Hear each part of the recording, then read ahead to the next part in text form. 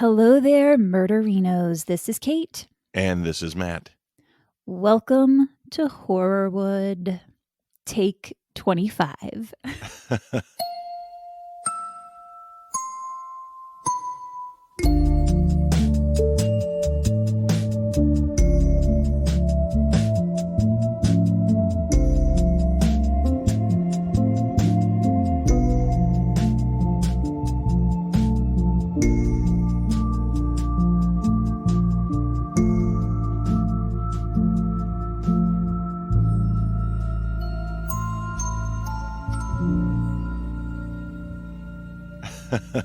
We've had some technical issues.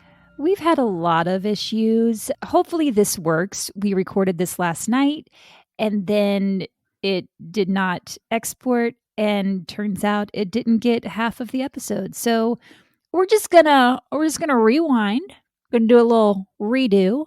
Super cool. Super cool. But you know what? We're gonna pretend that this episode is gonna be fantastic.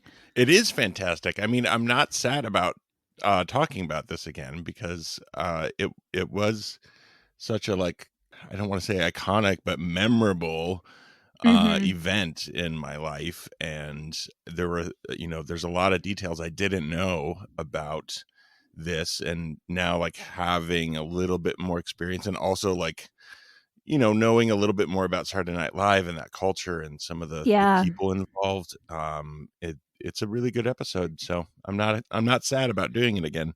All right. Well, just to catch everybody up, when we left off in part 1, Phil was at a low point in his life. He was newly divorced from his second wife, Lisa. Pee-wee's Big Adventure had just come out, but it didn't give him the career boost he'd hoped it would. And the powers that be at Saturday Night Live had passed him over, opting instead for his buddy and fellow Groundlings member, John Lovitz. I just realized my mail app is open and I need to close that sucker out so it doesn't ding-a-ling. All right. When a producer friend of Phil's invited him to a party he was throwing, Phil was like, that sounds like exactly what I need. I'm going to get out. I'll see people, have a great time. And it was at this party that he met Bryn Omdahl. Bum, bum, bum. Some reports say they met at the party. Some say it was on a blind date. The party seems more believable to me, mainly because this was shortly after his divorce. This was 1985. He'd never been one to have his friends set him up on blind dates. He never had a problem meeting women. I don't know. I just think their meeting was by chance as opposed to arranged by a friend. Yeah, that makes sense. I buy the party way more than I'd buy a date. Also, I have not seen anyone claim that they introduced Phil to Bryn. So there's that. Yeah, also that. Bryn Omdahl was born Vicky Omdahl in Thief River Falls, Minnesota. She was one of 4 kids. She had a brother and 2 sisters. According to her brother Greg, Vicky was a really fun kid, very artistic. She liked to draw, she could play piano, and she had a lot of friends. However, Vicky's high school principal described her as being pretty ordinary. He said she was, quote, just another student. Nothing really stood out about her. Super cool. That principal just sounds like a real stand-up guy. Just great at encouraging children, great at helping students reach their full potential. Good job. I mean, I don't think he said it to her face, and I don't think he said it to her That's parents. That's what I'm imagining. I don't think he was like, Vicky, you're nobody. Please come down to the office. I have something to tell you. You're exceedingly average in every regard. Thank you very much. I think he was interviewed much after the fact. Yeah. Vicky wasn't the class clown. She wasn't top of her class. She was average. But there is nothing wrong with being average. Nope. However, Vicky didn't like that. She struggled to figure out who she was. She decided to drop out of high school.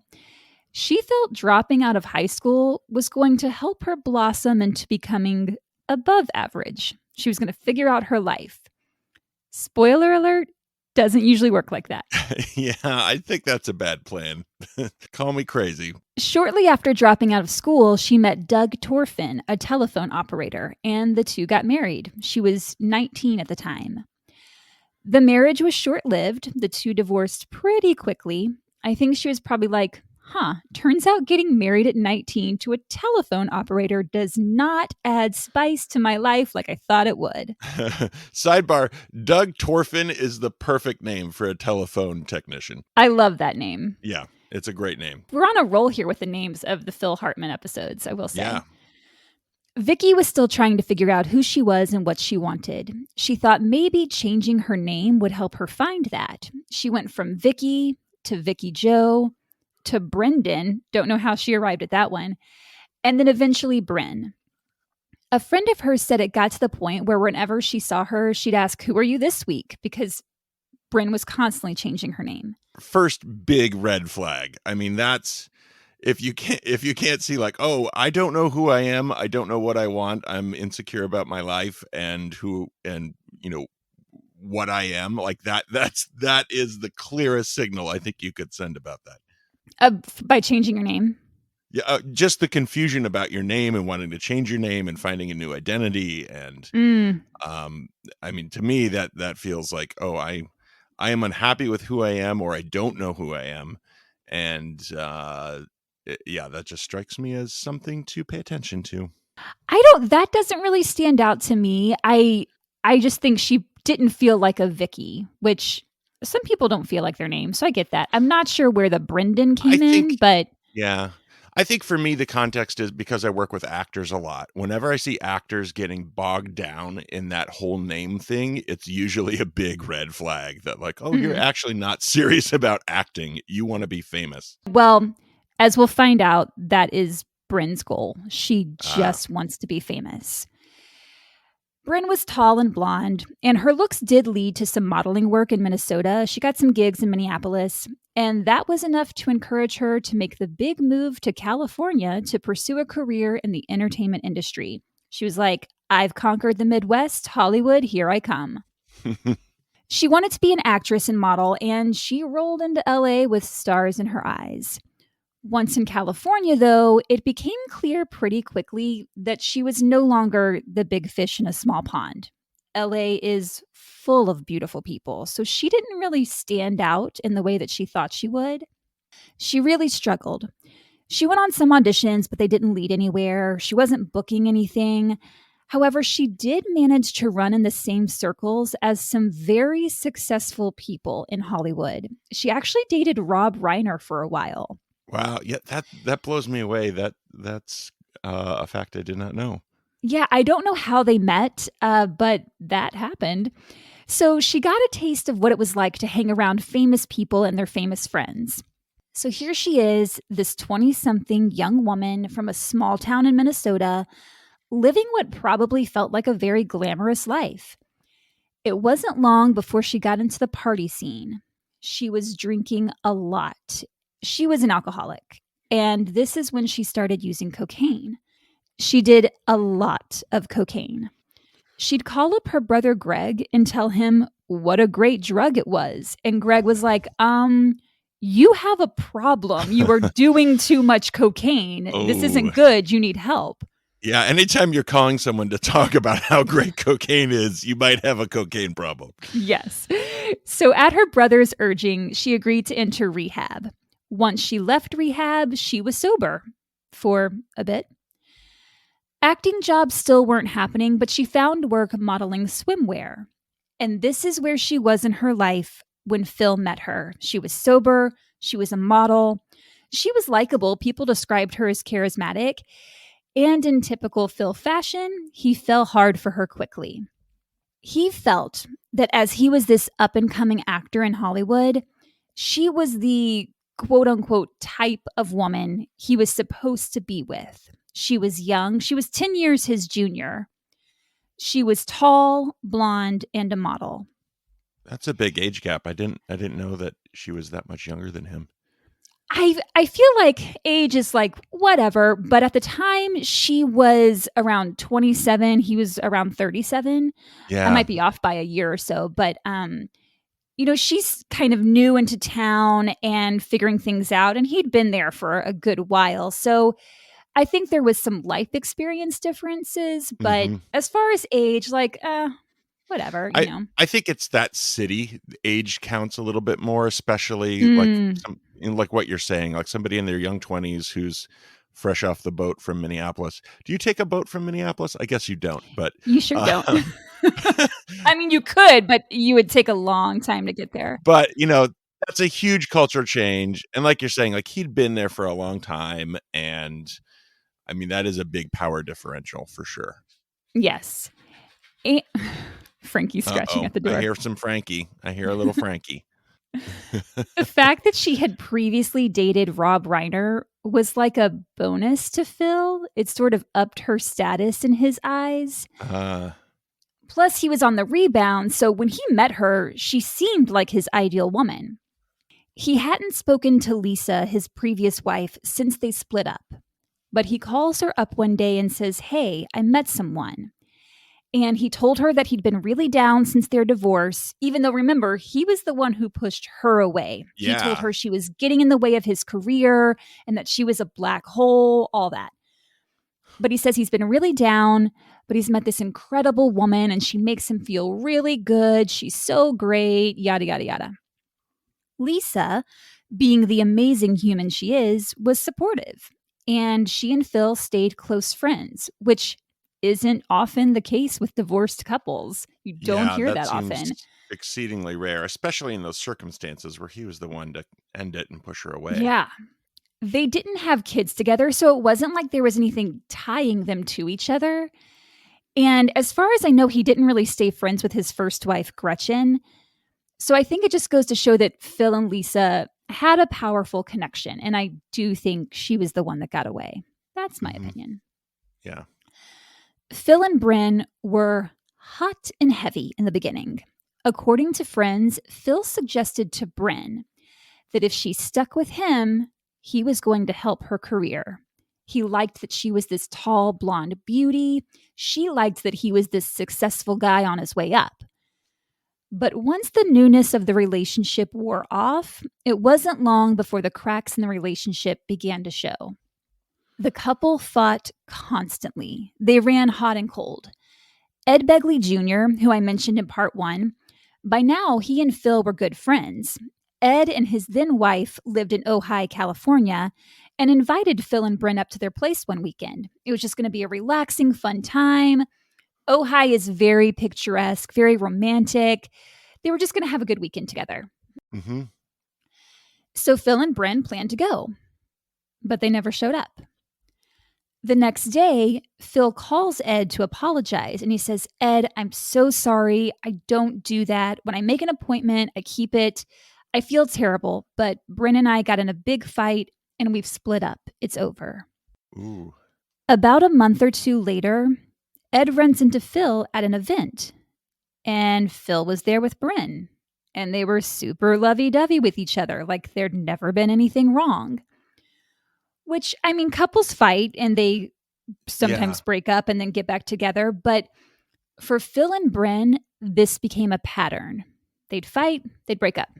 They kiss, they make up. Katy Perry. I mean, I know couples that have a hot and cold kind of thing, but not that extreme. Not like breaking up and then getting back together. I mean, that seems extreme. After about a year of being on again, off again, the relationship was off. Meanwhile, Pee Wee Herman had been picked up as a television series and was shooting in New York. So Phil was going to reprise his role of Captain Carl. So he packs up and moves to the East Coast to be on the show. However, he only appeared in the first season because he and Paul Reubens ended up having a falling out over a creative credit dispute. Phil told Howard Stern that all the people that had contributed to the stage version of the Pee Wee show at the Groundlings had a contract that they would each receive 3% of whatever happened with the show. So should that stage show go on to be a movie, everyone that helped create it gets 3% of the earnings. Should it go on to be a TV show? Same deal. Everyone involved gets 3% of the earnings. Once the show became a series at CBS, that contract was not honored. So all the people that helped Paul Reubens create this iconic character were screwed over. And we were talking about this. Yeah, I know this. I didn't know that, but that makes total sense that, all the people involved had a deal together that if this takes off, we all get a little piece. Mhm. Like once a network gets involved, all bets are off. Any Right. previous deals you had do not matter to a network. So that's the thing. yeah, It's hard to know if Paul Rubens even knew that people were getting screwed over, yes, or how much power he had. It does not sound, though, that he even tried to fight for them. yeah, It's tough because we don't yeah, know all the ins and outs of that. I read that the two eventually did get back into communication years later, but they never worked together again. And I don't think that their friendship really repaired. yeah. That's too bad. I think it's easy to demonize Paul here, but I don't know Mm-hmm. that you really can fully do that without knowing more of the dynamics of what were happening. And it's Exactly. tough, like if you're in the position of Phil or one of the groundlings, to see your friend taking off and being excited for him, but knowing you were part of that and not getting to come along Mm-hmm. for the ride, that's really hard. Yeah, that's a tough blow. Around the same time that Phil was in New York for the Pee Wee show, John Lovitz was doing Saturday Night Live.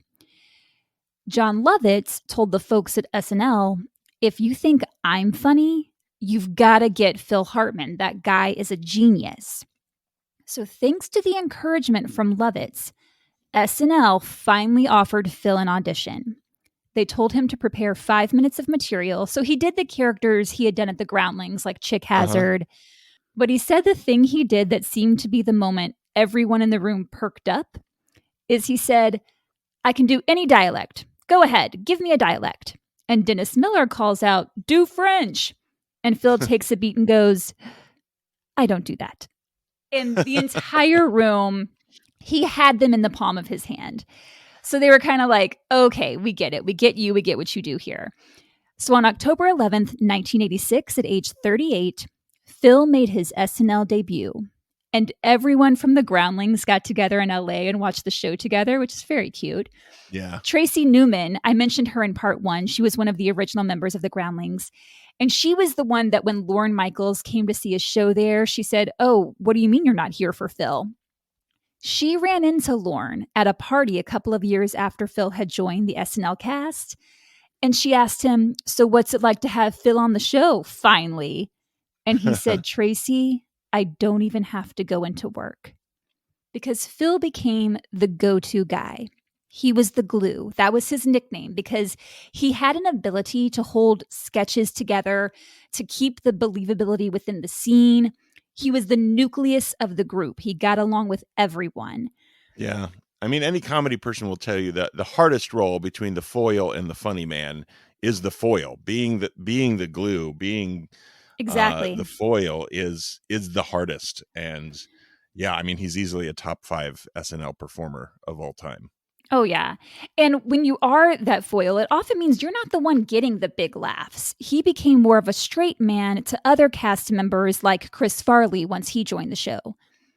Phil was a stabilizing force, and that was a role he really learned to relish. The following year, in 1987, Bryn and Phil rekindle their romance, and Bryn moves to New York to be with him. I thought this was really interesting. I couldn't find who instigated this rekindling, if you will. Uh-huh. But I just thought it was interesting that suddenly Phil, he's on a season of Pee Wee, now he's on SNL, and him and Bryn are back together. And she's like, yeah, I'll move to New York with you. It just felt a little interesting. Yeah. Yeah. A little bit more in the public eye, and suddenly maybe I should get back with Phil. And I mean, it could have been him who was like, hey, I Yeah. think I It's want to hard to try that know. again. We don't know. We don't know. Yeah. So now Bryn is showing up at SNL regularly. Cast member Julia Sweeney said Bryn would walk into the studio wearing bright red clothes to stand out and short skirts to show off her legs, with no intention of hiding in the background. Like she wanted to be noticed Mhm. there. Phil was a writer on the show, so Bryn would hang out in the writer's room and boldly flirt with the other guys in the room. She'd sit on their laps. She'd play with their hair, play with their ears, all while Phil is sitting right there. Ooh. But he never seemed bothered by it. He would just say, "How does a chubby guy like me have somebody like her on my arm?" It was very much he liked the way she looked. He felt that she made him look better. Some odd dynamics going on. Yeah, it feels like very much a surfaces kind of relationship. Bryn tried every trick she had to try to get on the show. She wanted the fame and fortune that Phil was starting to get. So when they filmed the opening credits for the upcoming season, where the announcer says the cast names, the one for Phil is him sitting in a restaurant booth, and you see the back of a blonde woman's head sitting across from him. So that's Bryn. But every time they went to shoot that footage, Bryn kept turning her head to try to be seen on camera. And the director would have to say, "Cut, Bryn, don't turn your head." And they'd go again. And once again, she'd turn her head and try to look towards camera. And once again, the director would yell, "Cut, Bryn, don't move, just look at Phil." So in the intro that made it to TV, you see Phil, who turns to the camera and smiles when his name is announced, and you see the back of Bryn's head. But she's wearing these long, dangling earrings, and even though she isn't moving in the shot, her earring is swinging back and forth because she had kept turning her head. Oh, wow. That behavior is out of line. That's crazy. She told her friend, quote, "I kept trying to get my face on camera, but the damn director kept telling me to turn away. I was so frustrated." It's like, honey, that's not your gig. Yeah. Shortly after they got back together, Phil announces he and Bryn are engaged. Everyone in their inner circle was shocked, given how on again, off again the relationship had been. Cassandra Peterson, who you might know better as Elvira, Mistress of the Dark, Oh, damn. was a longtime friend of Phil's. They had been at the Groundlings together. They were really close. Cassandra said that she saw a lot of red flags in Bryn and Phil's relationship right from the start. She could see that Bryn was, quote, "a very troubled person with a lot of problems." And she knew the couple fought a lot. So when he told Cassandra he was marrying Bryn, Cassandra blurted out, "Oh God, no." And she tried to talk him out of it. She just had a feeling it would turn out bad. Ooh. This pissed Phil off. Cassandra said it was the first time she'd ever seen him angry. He told her to leave his office, and the two didn't speak again for years. Phil and Bryn wed on November 25th, 1987, in a very small ceremony in New York. No family was present, which I also thought was odd. Yeah, that's weird. That's weird. Because they'd both been married before, they said they just wanted a really small ceremony, but at the same time, I feel like you want, someone that's part family there. I don't know. Unless you're eloping, I don't know. Yeah. Weird. The following June, their first child was born, a son they named Sean. If you consider the timeline, she was pregnant before they wed. I don't know if that influenced Phil's decision to marry her or if they were already planning to get married, but it's interesting. Yeah. When Sean was born, Phil calls up Lisa, his previous wife, to tell her the news. So Lisa sent a card congratulating the new parents, saying, "I'm so happy for you guys. If you ever need a babysitter, I'm here. I'm so thrilled for you both." And she signed it, "Much love, Aunt Lisa." What she got back in response was a death threat from Bryn. Whoa. Bryn told Lisa to stay the fuck out of their lives and never contact them again. She told her if she ever came near her or Phil, she would really be sorry. And if she contacted Phil again, she would rip her eyes out. What? The letter was 2 pages, front and back, handwritten. Lisa was in shock and she was terrified. So she calls Phil and she's like, "Do you have any idea what your wife wrote me?" And he said, "Oh, you should have seen what she wanted to send you." And Lisa's like, "You knew about this and you just let her write that to me?"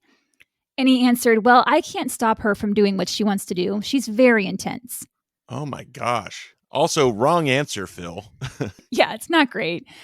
Lisa was upset that Phil had known about the letter and didn't stop Bren, so she didn't talk to him for 2 years after that. I love this lady. I mean, she is putting up clear boundaries when shit is like going sideways. It's like, you know what? I don't need to talk to you for a while. Total respect for that. Lisa is awesome. She's an amazing human. After the birth of Sean, Phil and Bryn purchased a home in Encino, California, which is part of LA, and they split their time between LA and New York. Phil absolutely loved being a dad, and Bryn became a full-time stay-at-home mom. While Bryn is home with Sean, Phil's career continued to grow. In 1989, he won an Emmy for writing on Saturday Night Live, and the following year, he's cast as one of the voices on The Simpsons. He was attorney Lionel Hutz. Oh, yeah, that old chestnut. Forgot he was on The Simpsons. Kind of a big show. Then they wrote a second character, Troy McClure, with Phil in mind. Troy McClure is the B-movie actor turned pitchman on The Simpsons, who says things like, "You might remember me from such films as Here Comes the Coast Guard." Things like that. That's an actual line of his. So he's on 2 hit shows, SNL and The Simpsons, and he's on top of the world. How does it get better than that? But the more successful he became, the more jealous Bryn was, because she wanted that success. She wanted the fame and the glory. And she did not like just being known as Mrs. Phil Hartman. Mm. She was incredibly insecure. That's one thing her friends mention in interviews over and over, is that she was really insecure. She underwent several cosmetic surgeries, and even the plastic surgeon that operated on her said she was insecure. Oh, that's not good. According to a nanny the couple had in New York City, some of the surgeries were Phil's idea. The nanny said, quote, he thought her face was too round and wanted her chin to be more square. Oh, my Lord. I don't know if there's validity to that. Yeah. That could just be hearsay, but regardless, this is not a happy couple. It's not a healthy relationship. No. In February of 1992, the Hartmans welcomed their second child, a daughter they named Bergen. Phil was over the moon. He was so proud of his kids, so proud to be a father. Both Phil and Bryn were 110% devoted to those kids. Career-wise, Phil was still looking for that star-making role, because even though he was successful, he had memorable characters under his belt, like the unfrozen caveman lawyer. Do you remember that one? Oh. He's like, your world frightens and confuses me. Be still my heart. Yeah. I love that character. He had the Simpsons. So he has, some big things going on, but he hadn't yet found that breakout, that one character that could really put him on the map. And then Bill Clinton won the election. Oh, yeah. Phil's portrayal of Bill Clinton put him in the spotlight like never before. Talk show hosts even asked to interview him as Bill Clinton. And he was able to make a little money on the side by playing Clinton outside of SNL. He was such a good impressionist. I mean, that sketch of Bill Clinton in McDonald's, that really was the sketch that I think was the most iconic. That's considered probably his most famous sketch. Yeah. Which, if you don't know what that sketch is, look it up online because it's pretty fantastic. When Phil started playing Clinton, that's when everyone really took notice of him and his talent. He was considered a full-fledged star at that point. Of course, the better Phil does in his career, the more upset Bryn gets that she isn't the star. She would pick fights with him constantly. She had a pattern of showing up at SNL right before the dress rehearsal and starting an argument. That is next level manipulation. Because she could have just waited till he got home, but no, she would go to his place of work right before their final rehearsal before a show just to rattle him. And she would do this all while dressed to the nines. She'd wear a short cocktail dress and high heels, just pulling out all of her tricks to try to get attention. And the others at the show saw it. They'd hear them arguing in his dressing room or see them fighting in the hall. It wasn't good. Part of the issue was that Bryn was back to abusing drugs and alcohol. She was doing a lot of cocaine. She would do cocaine at SNL. Donna Kaufman, a former writer on the show, said she walked into the restroom once and Bryn was in there snorting coke, and Bryn offered her some. But Donna said she didn't think too much about it and was unaware that Bryn had a drug problem. She was like, it was SNL. Coke wasn't that uncommon then. Huh. On one particular night at SNL, Bryn pulled her usual showing up to fight bit. And afterwards, Phil went to hair and makeup because he had to get ready for the show. And his makeup artist, Norman, said Phil was trembling, just visibly shaking. And Norman said, "What's wrong?" And Phil, in a character cartoon-like voice, said, "Well, Norm, looks like the wife's going to divorce me this time." Ooh. But then he gets serious and he says, "Well, she's just upset that I'm away from home a lot. She doesn't have a career and she'd like me to be around more, but I'm the breadwinner." Plus, Phil loved what he was doing. It was important to him, so he had no intention of slowing down. The fights continued at home. Phil told his friend Wink Roberts, quote, "I have to pretend to be asleep, otherwise she won't stop." We talked about in part 1 how whenever he and his previous wife Lisa would fight, he would go to sleep. And she said she could not rouse him. It was like he'd just go unconscious. I think a lot of those times he was just pretending. That was his way out. Yeah, that makes sense. Wink tells him, "Man, I'm so sorry. That's awful. Everything seems picture perfect on the outside." And Phil said, "You have no idea." Sidebar, Wink Roberts also sounds like the name of a Phil Hartman character. It does. One of Phil's ways of escaping the troubles at home was to go to his beloved Catalina Island. Once he started making money, he bought himself a lot of big toys. Cars, boats, a plane. He loved the mechanics of these items, learning how they were built, how they come apart, how to fix them. So he would sail his own boat out to Catalina, sometimes with a group of guy friends, but a lot of times he'd just go by himself. It was his place to relax and to reset. He did invite Bryn once, but the weather was really bad, so they were out on the boat and it's windy. The boat is rocking back and forth, and Bryn got sick. According to Phil's friend, he thinks Phil took her out in bad weather intentionally so that she would not like it and wouldn't want to go back. Oh, interesting. Man, there seems to be a lot of manipulation on both sides of this relationship. Both sides, there is, absolutely. Phil's friend, Britt Marin, Britt is male, just FYI, often accompanied Phil to Catalina. And he was told later by a friend that Bryn had hired a private investigator to follow them for years. Whoa.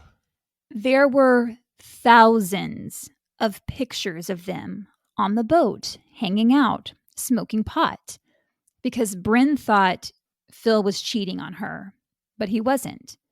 Phil never had women on the boat. That was a strict rule of his. He was very faithful. Wow, she sounds very paranoid. So insecure. It's never a good sign of a relationship if you have to hire a PI to follow the other person. Yeah. Like that's maybe when you want to take a step back and reevaluate things. Yeah, when you actually have no proof either. It's just, you know what? Let's find a detective. Let's find Chick Hazard, private eye. Phil learned how to fly planes. He bought a plane and would fly his friends around. Tracy Newman from the Groundlings said she went up in the plane with him and she wasn't scared because he wasn't flying as Phil. He was flying in character. He was playing a guy who knew how to fly planes. So she said she felt really safe. Oh, man. Actor pilots make me super nervous. I don't know that I would trust actor turned pilot.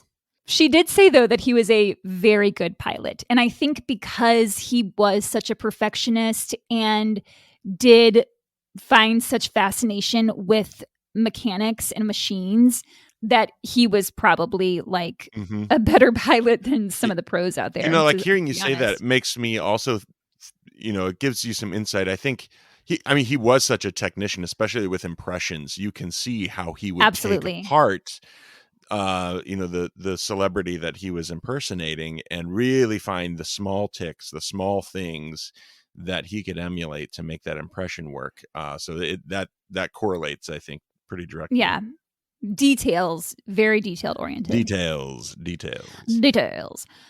Over at SNL, changes were taking place within the cast. The group he had sort of grown up with there, John Lovitz, Jan Hooks, Dana Carvey, like that whole class, they were moving on. Their time at SNL was winding down.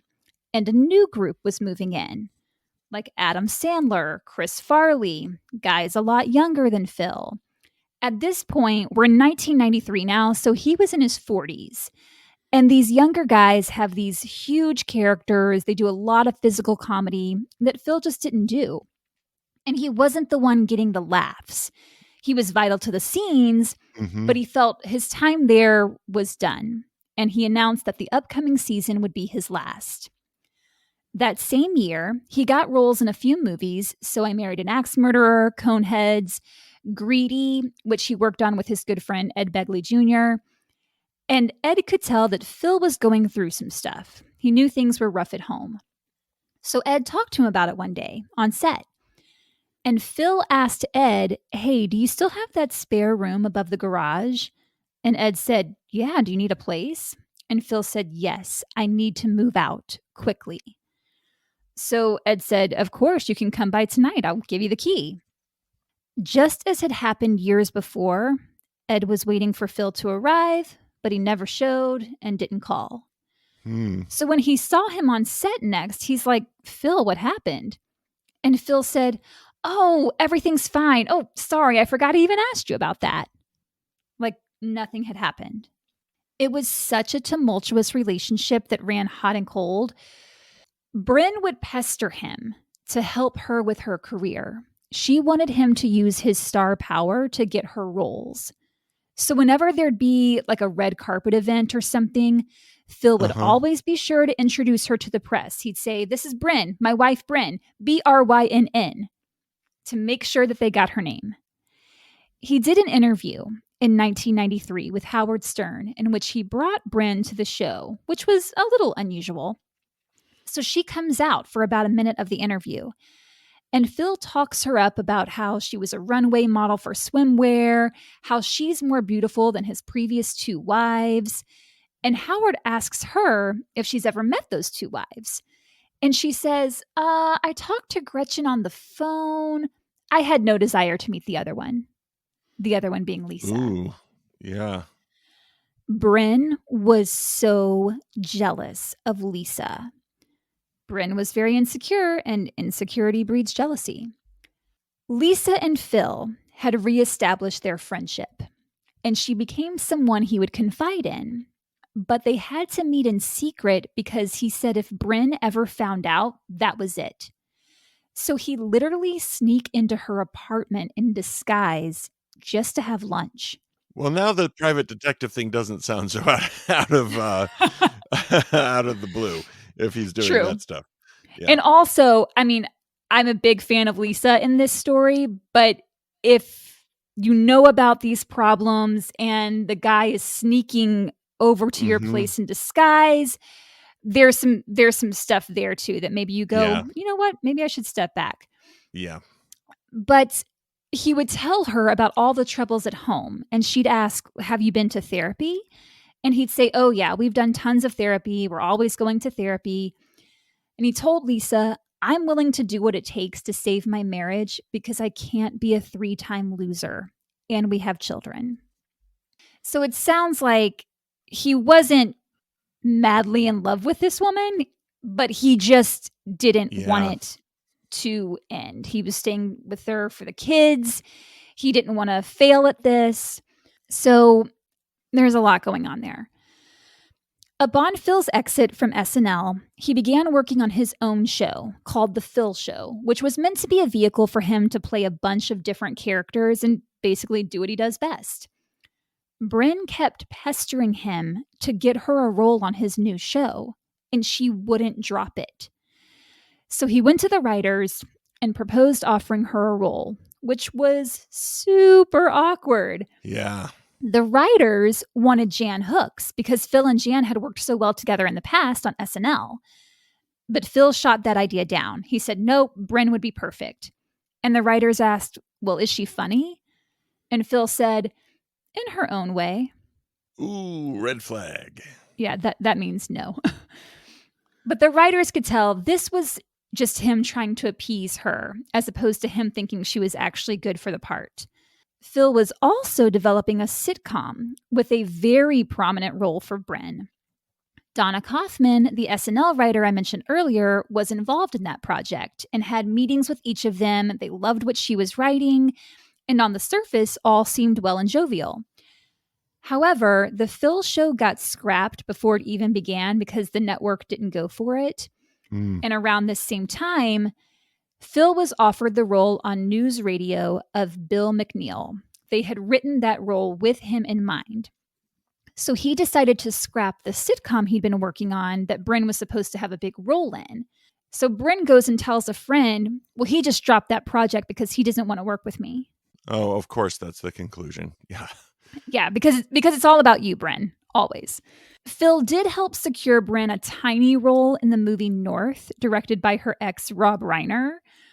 She has 2 lines. She also did a bit part in Third Rock from the Sun a couple years later. And that's about the extent of her acting career. Okay. Phil continued to be absent from home a lot. He was busy with movies and with news radio, and this would piss Bryn off. She became physically violent with him, to the point that Phil would have to restrain her. He'd walk into set with scratch marks on his face, or he'd casually mention, oh yeah, I slept on the boat last night. A lot of red flags. Bryn's substance abuse was only making matters worse, and they would fight about it a lot. He called his mom up one day in 1997 and said, I cannot be with someone who abuses drugs and alcohol. If you remember from part 1, his dad, Rupert, was an alcoholic. Doris, his mom, gave Rupert an ultimatum once the kids were grown and out of the house. She told him, our kids are grown. There's no reason for us to be together anymore. I don't want to be with you if you're going to continue to drink. If you stop drinking, then great, let's be together. Well, Rupert gave up alcohol right then and there, and they stayed together. Phil hoped Bryn would stop as well.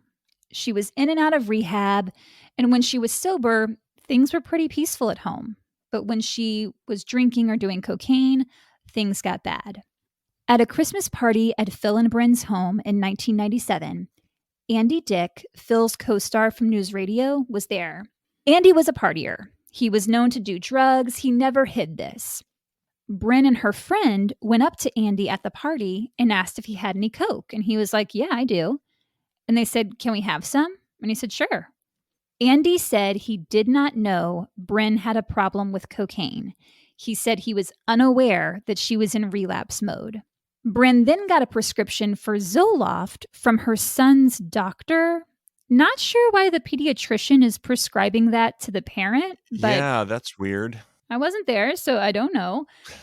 Zoloft is an anti-anxiety antidepressant. It's very common, but back then it was fairly new. It came onto the scene in the early 90s. Phil confides in Lisa that Bryn is getting more violent. She throws things, she slaps him, she scratches him. And Lisa asks, kind of half jokingly, but kind of serious, she says, she doesn't have a gun, does she? Because Phil kept several guns when the two of them were together. He said, oh yeah, she has a gun. She has one for protection. And Lisa's like, protection from what? Ooh. There were so many red flags. And even though a lot of people were aware of the troubles between the two, no one could have guessed how it would all end. In early May of 1998, the Hartman's housekeeper quit because Bryn's behavior was so erratic when she was using drugs. Around May 24th, Phil went to see his friend Wink Roberts, and Phil was really down. He told Wink that Bryn had been in rehab several times and she was scheduled to go back the following week. Phil said, I just really love her and I want it to all be okay. A couple of days later, Phil's friend Steve Small asked him how things were going. And Phil answered, great, really great. Things are quiet. She's listening to me. Things are really good. On May 27th, 1998, Phil went with his buddy Britt Marin down to Newport Beach to check on his car collection. Britt made plans to go out with her friend, leaving the kids with the nanny, Lorraine. Bryn left around 7 or 7:30 p.m. that night, and Lorraine waited at the house for Phil to arrive home. Lorraine said there was nothing abnormal about Bryn that day. It was a very normal day. Phil got home and relieved Lorraine, so she left. That evening, Phil called up Brian Mulhern, who had been one of the writers on The Phil Show. Mm-hmm. And Brian was a little frustrated with his own career. He starts telling Phil that he doesn't feel like things are happening fast enough for him. And Phil told him, quote, "You know what? You're a talented guy. It's all going to work out. What you need to focus on is what's most important. Your family, your friends, the people closest to you. Look at me. I'm 49, and now finally I have everything that I want." Ooh, those are telling last words. While Phil was home with the kids, Bryn was with her friend at Buca di Beppo. At the time, Buca di Beppo was relatively new. It had just recently expanded to Los Angeles. The restaurant was also just 1,000 feet from the Hartman's home. And Phil and Bryn would go there on occasion. They actually celebrated her 40th birthday there the month prior. Mm. So she's at the restaurant with her friend Christine Zander, who was a writer and producer on Third Rock from the Sun. The two women order drinks. Bryn has 2 Cosmopolitans. The conversation quickly turns to Bryn's relationship with Phil. Bryn expresses that she's really unhappy. She doesn't feel valued at home. She says that Phil just wants her taking care of the kids and he doesn't care about her career. Mind you, she's not actually doing anything to pursue a career on her own. Yeah. She's just expecting Phil to make it happen for her. Christine gets up to use the restroom a couple of times at the restaurant. And each time she came out, Bryn was on the payphone, looking very agitated. We don't know who she was talking to, so not sure what that was about. Uh-huh. As the evening went on, Christine was ready to go home, but Bryn didn't want to. She wanted to stay and keep the evening going. But Christine was like, "Nah, I'm going to peace out." So as the two parted ways, they made plans to get together again the following weekend. Bryn, rather than go home, instead drives to her friend Ron Douglas's house. The two of them had dated previously, but now they were just friends. She arrives at Ron's around 10:15 p.m. While there, she has a few beers. Ron said she clearly was looking for some attention. She starts complaining to Ron about Phil, and she clearly did not want to go home. Ron said he could tell she was hopped up. I took that to mean he could tell she had done coke, but I could be wrong about that. Yeah, maybe those calls were to procure some party favors. Possibly. She could have also been calling Phil to check on the kids. I don't know. She did eventually leave Ron's at 12:45 a.m. She drove herself back home. This is after several drinks. And when she got home, the kids were in bed, obviously, because it's super late. Mm-hmm. It's believed Bryn and Phil had some sort of argument. And the reason is because 9-year-old Sean later said that he heard a door slam and his mom say, "Sorry, sorry, sorry, sorry." Phil did what he always did during arguments. He went to sleep, or at least pretended to sleep. It's unclear if Bryn took more drugs next, if she had more to drink, we don't know. But she eventually went into their bathroom and opened the lockbox they kept in there. She pulled out a .38 caliber Smith & Wesson and walked back into the bedroom. Phil was lying on the right side of the bed, on his left side, so facing her side of the bed. He was wearing a purple t-shirt and red and white boxer shorts that had cartoon dachshunds printed on them. And I don't know why, but when I read that, I was just like, that hit me for some reason. Oh, yeah, those details are too much. Bryn walked to her side of the bed facing Phil, and whether he was asleep or just pretending to be, we don't know. She pointed the gun at him and fired 3 shots. One went through the back of his right forearm. He had his right arm folded in front of him because he's on his left side. So that bullet went through the back of his forearm, exited, and re-entered into the lower right part of his chest/upper abdomen, then deflected downward to his liver. Another shot went through the right side of his neck, traveling to his left shoulder. Amazingly, it missed the carotid artery, and this particular shot was a non-fatal wound. Another shot was in the center of his forehead, just above the bridge of his nose. She held the gun directly to his skin when she fired this shot. Oh, my God. According to the autopsy report, Phil's estimated time of death is 2:30 a.m. According to the police report, Bryn went back to Ron's house between 2 a.m. and 3 a.m. In one documentary I watched, it gave the time as 3:45 a.m. So shortly after she has shot Phil, she leaves the house. She was wearing her pajamas, socks, but no shoes. So she drove from her house to Ron's with no shoes on. Tells you about the frame of mind. Yeah. She gets to Ron's, she starts pounding on the door, and Ron was asleep. So he gets up, he's groggy. He's like, "What are you doing back here?" He was annoyed because it was the middle of the night. She walks in and says, "Don't yell at me. Phil yells at me all the time." And then she tells Ron, "I killed Phil. I don't know why." Ron doesn't believe her. He's like, "No, that didn't happen. Like, you were just here earlier. What are you talking about?" So he kind of just blows it off. Like, "Oh, Bryn's just drunk." Then she starts going through her purse like she's looking for something, and the gun falls out.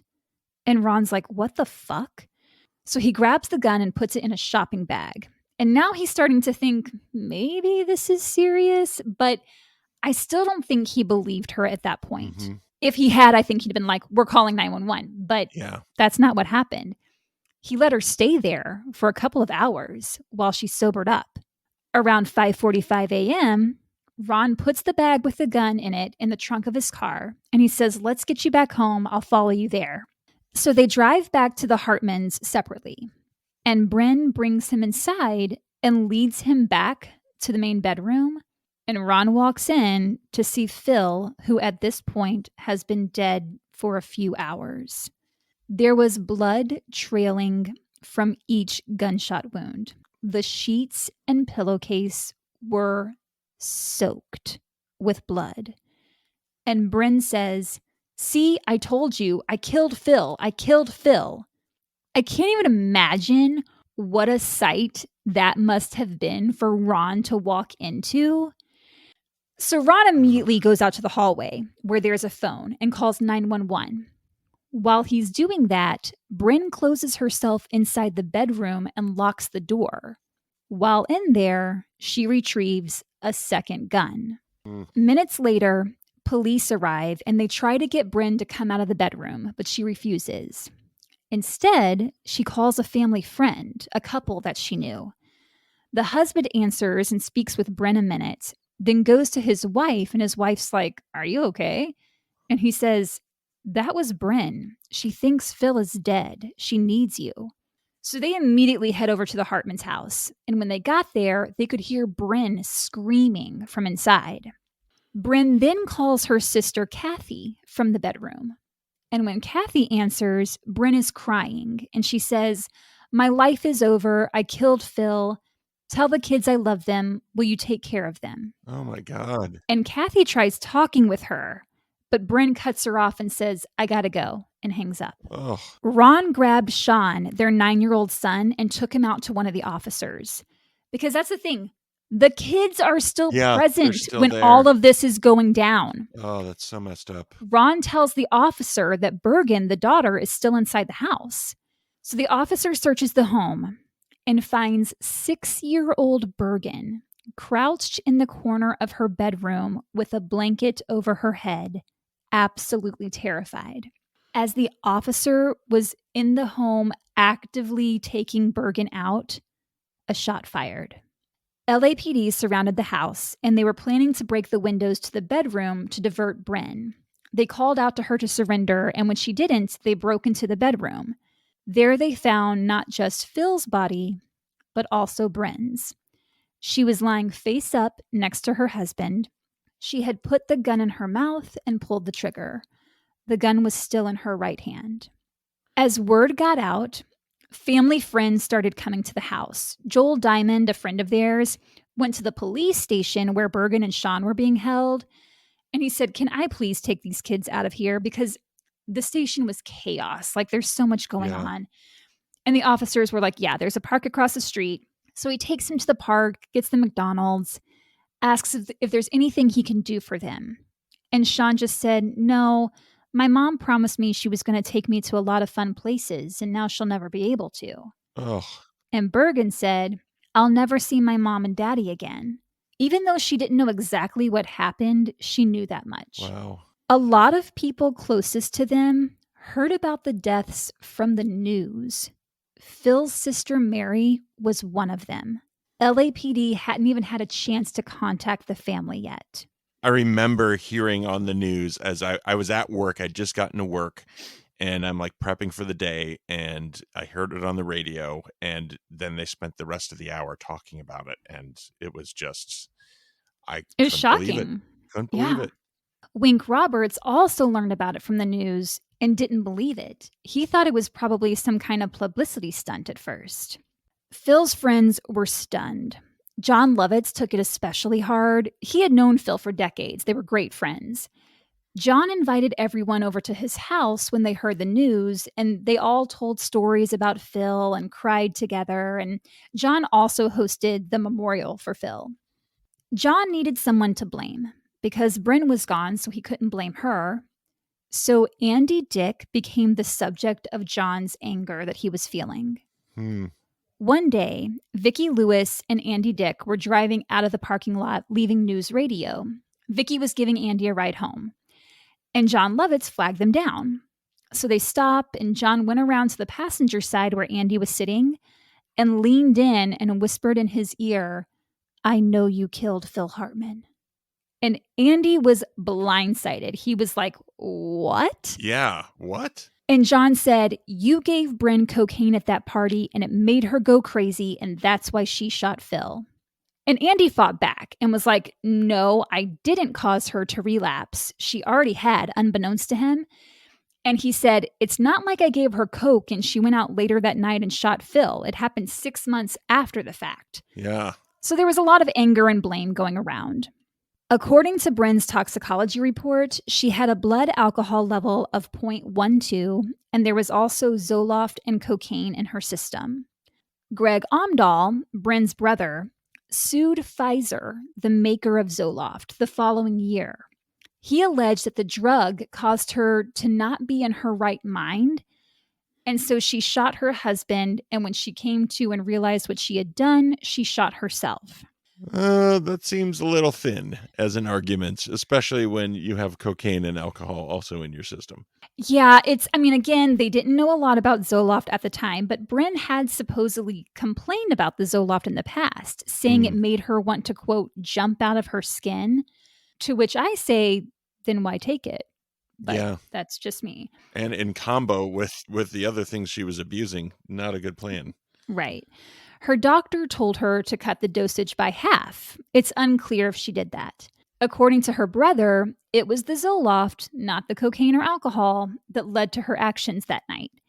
I think he was grieving and he wanted someone to blame, and so Pfizer became the company he blamed.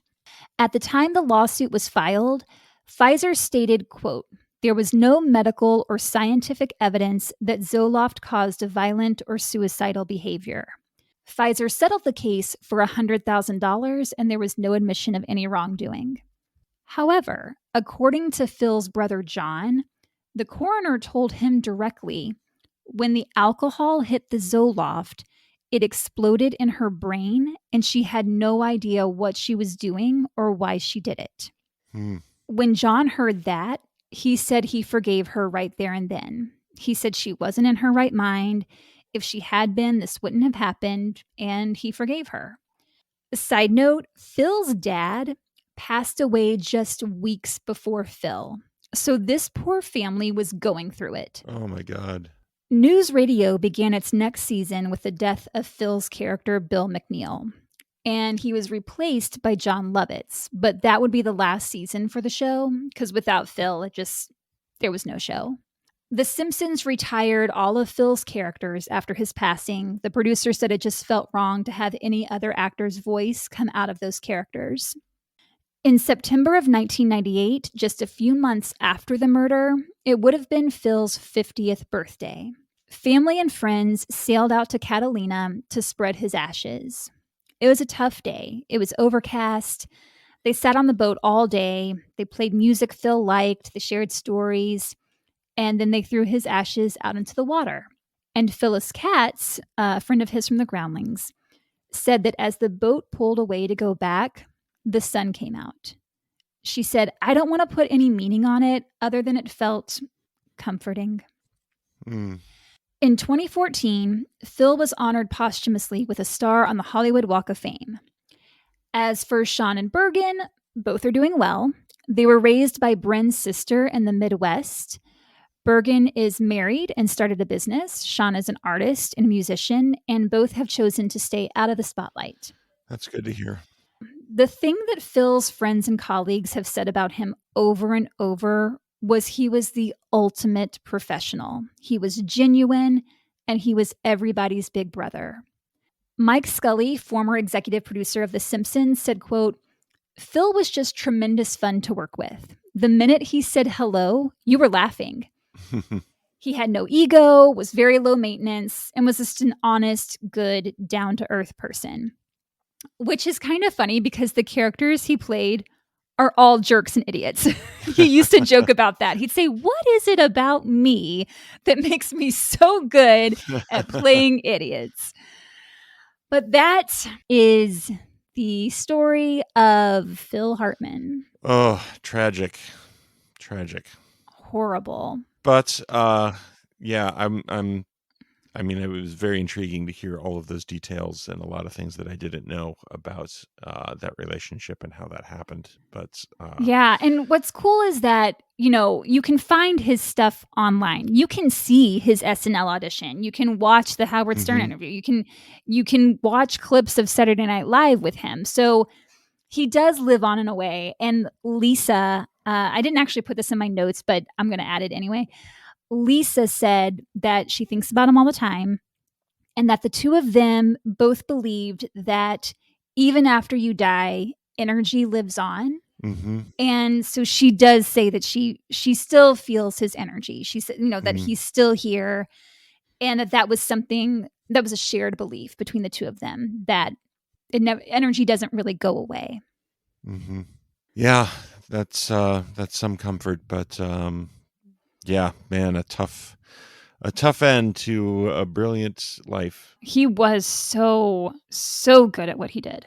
And Matt, you're good at what you do, which is supporting me when the technology fails. Man, it was a rough evening. It was a rough evening, listeners. And now it's a morning. It did not crash on us. We got the whole thing in one take. Let's not jinx it. Yeah, we better sign off quick. Let's end this now. All right. Okay, bye.